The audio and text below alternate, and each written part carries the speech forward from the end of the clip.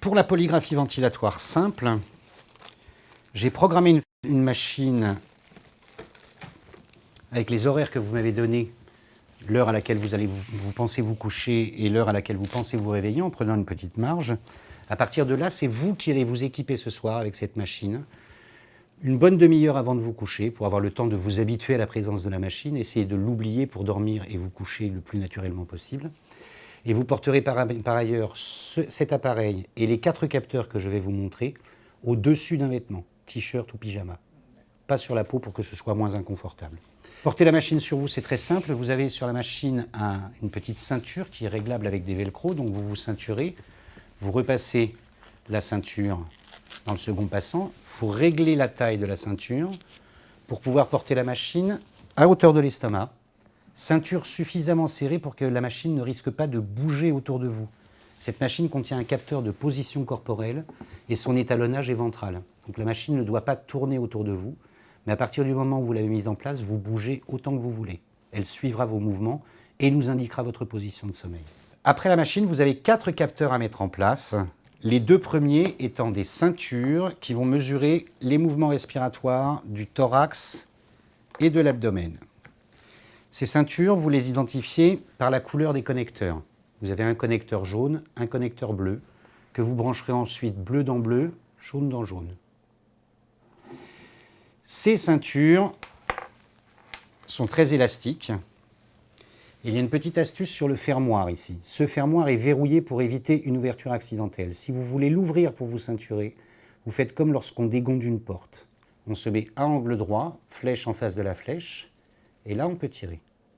Et de la même façon pour refermer, on ne peut pas à plat, on se remet à angle droit, on enfonce et on verrouille. La ceinture de couleur bleue se porte en thoracique, c'est-à-dire au-dessus des seins, elle passe sous les aisselles. La ceinture à connecteur jaune se porte en position abdominale à hauteur du nombril, donc de part et d'autre de la machine.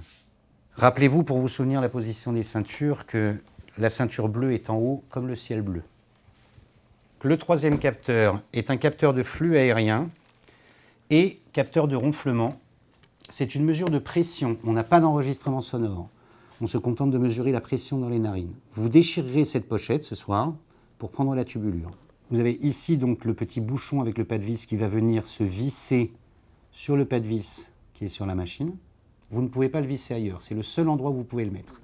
Donc vous présentez le bouchon et vous le vissez correctement, vous vérifiez bien qu'il ne puisse pas sortir tout seul, qu'il n'y ait pas de fuite puisqu'on fait une mesure de pression.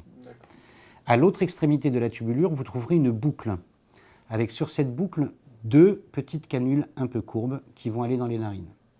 Sur la boucle, il y a un coulisseau qui permet de resserrer. Donc vous vous mettez face à un miroir, la courbure des canules vers l'intérieur, comme si vous aviez l'intention de passer du nez vers la bouche, comme ceci. D'accord ? Vous placez les 2 canules, comme une moustache, ensuite la boucle derrière les oreilles, et vous resserrez le petit coulisseau pour que tout tienne en place comme une cravate. Ce qui est très important une fois que vous avez mis ça en place, c'est de sécuriser le capteur avec un petit morceau de sparadrap de chaque côté, et vous faites un tour de sparadrap sous le coulisseau pour le bloquer. Vous lui mettez un butoir. Si vous ne faites pas ça, le coulisseau risque de glisser toute la nuit.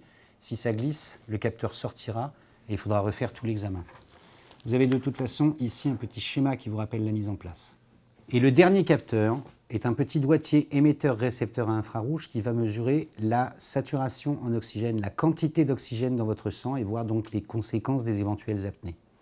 Ce dernier capteur, je le connecte déjà sur la machine, donc vous n'aurez pas à le connecter parce qu'il sera pour vous en plus le témoin du bon démarrage de la machine à l'heure programmée. Vous êtes droitier ? Droitier. Vous êtes droitier, donc vous prenez le capteur, vous allez le porter sur l'index gauche pour garder votre main droite libre en fait. Pour une fois, ce capteur va passer sur la peau, en fait dans la manche du vêtement que vous portez, puisque vous portez le tout au-dessus du t-shirt. Vous glissez le capteur à l'intérieur de la manche pour que le fil soit déjà guidé à l'épaule. Ensuite, vous longez tout le bras avec le fil. Arrivé à hauteur de l'index, vous avez sur une face du capteur ici un pictogramme qui symbolise un doigt avec l'ongle. De l'autre côté, il n'y en a pas. C'est votre guide. Vous devez glisser votre index gauche sous le guide. Donc le fil est vers le haut, vous voyez le repère et vous glissez votre index à l'intérieur.